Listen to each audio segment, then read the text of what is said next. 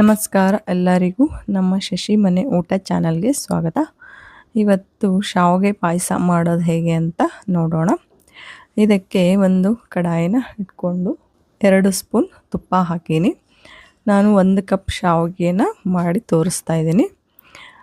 ಆಮೇಲೆ ಇದಕ್ಕೆ ತುಪ್ಪ ಹಾಕಿ ಗೋಡಂಬಿನ ಕಟ್ ಮಾಡಿರೋದು ಹಾಕಿ ಸ್ವಲ್ಪ ಫ್ರೈ ಮಾಡ್ಕೋಬೇಕು. ಇವು ಕೆಂಪಗಾದ್ಮೇಲೆ ತೆಗೆದ್ಬಿಟ್ಟು ಆಮೇಲೆ ಮತ್ತೆ ಬಾದಾಮಿನ ಹಾಕಿ ಹುರ್ಕೋಬೇಕು.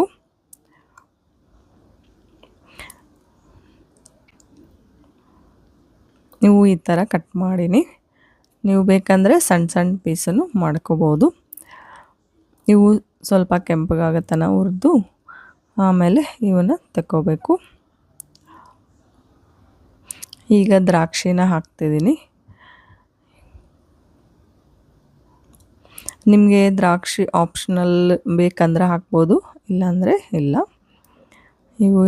ಇವಾಗ ಇವನ್ನ ತಗೊಳ್ಳೋಣ. ಈಗ ಇದಕ್ಕೆ ಶಾವಿಗೆನ ಹಾಕೋಣ. ಇದೇ ತುಪ್ಪಕ್ಕೆ ಶಾವಿಗೆನ ಹಾಕಿ ಹುರ್ಕೋಬೇಕು. ಇವು ಕೆಂಪು ಕಲರ್ ಬರೋ ತನಕ ಹುರ್ಕೋಬೇಕು. ಹಾಗಾದರೆ ಇವು ಟೇಸ್ಟಿಯಾಗಿ ಇರ್ತವೆ. ಶಾವಿಗೆ ಪಾಯಸ ತುಂಬ ಟೇಸ್ಟಾಗಿ ಆಗುತ್ತೆ. ನೋಡಿ, ಈ ಥರ ಕೆಂಪಗೆ ಆಗ್ತಾ ಇವೆ. ಆದಮೇಲೆ ತೆಕ್ಕೋಬೇಕು. ಆಮೇಲೆ ಇದಕ್ಕೆ 1 ಕಪ್ ಶಾವಿಗೆ ತೊಗೊಂಡೀನಿ. ಅದಕ್ಕೆ 1 ಕಪ್ ನೀರು ಹಾಕೀನಿ, 1 ಕಪ್ ಹಾಲು ಹಾಕೀನಿ. ಆಮೇಲೆ ಇನ್ನು ಸ್ವಲ್ಪ ಅರ್ಧ ಕಪ್ ನೀರು ಹಾಕ್ತಾಯಿದ್ದೀನಿ. 1.5 ಕಪ್ ನೀರು ಹಾಕೀನಿ, 1 ಕಪ್ ಹಾಲು ಹಾಕೀನಿ. 2.5 ಕಪ್ ಆಯಿತು. 1 ಕಪ್ ಶಾವಿಗೆಗೆ 2.5 ಕಪ್ ಹಾಕಿದರೆ ಅವು ಚೆನ್ನಾಗಿ ಕುದೀತವ. ಇನ್ನು ಈಗ ಸ್ವಲ್ಪ ಕುದಿಯೋಕೆ ಇಡೋಣ.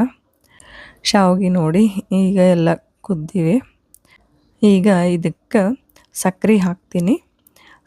1 ಕಪ್ ಶಾವಿಗೆ ತೊಗೊಂಡಿದ್ವಲ್ವ, ಸ್ವಲ್ಪ ಕಮ್ಮಿ ಅನ್ನಂಗೆ ತೊಗೊತಾ ಇದ್ದೀನಿ. 1 ಕಪ್ಪಿಗೆ ಸ್ವಲ್ಪ ಕಮ್ಮಿ ಹಾಕೀನಿ ಸಕ್ಕರೆನ. ನೀವು ಬೇಕಂದ್ರೆ ಇನ್ನೂ ಕಮ್ಮಿ ಹಾಕ್ಬೋದು ಅಥವಾ ಹೆಚ್ಚನ್ನು ಹಾಕ್ಬೋದು. ಈಗ ಅದು ಸಕ್ಕರೆ ಕರಗೋ ತನಕ ಕಲಿಸ್ಬೇಕು. ಒಂದು 2-3 ನಿಮಿಷ ಕಲಿಸಿದ್ರೆ ಆಯಿತು, ಕರಗುತ್ತೆ. ನೋಡಿ ಎಷ್ಟು ಚೆನ್ನಾಗಿ ಬಂದಿದೆ ಪಾಯಸ.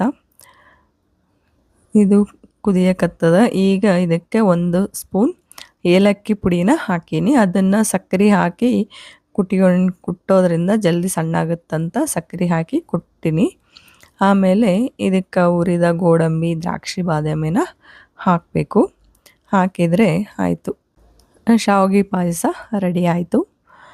ಗೆಸ್ಟ್ಗಳು ಯಾರನ್ನ ಬಂದಾಗ ತುಂಬ ಫಾಸ್ಟಾಗಿಯೇ ಮಾಡ್ಕೋಬೋದು. ಈ ವಿಡಿಯೋ ನಿಮಗೆ ಇಷ್ಟವಾಯಿತು ಅಂತ ಅಂದ್ಕೊತೀನಿ.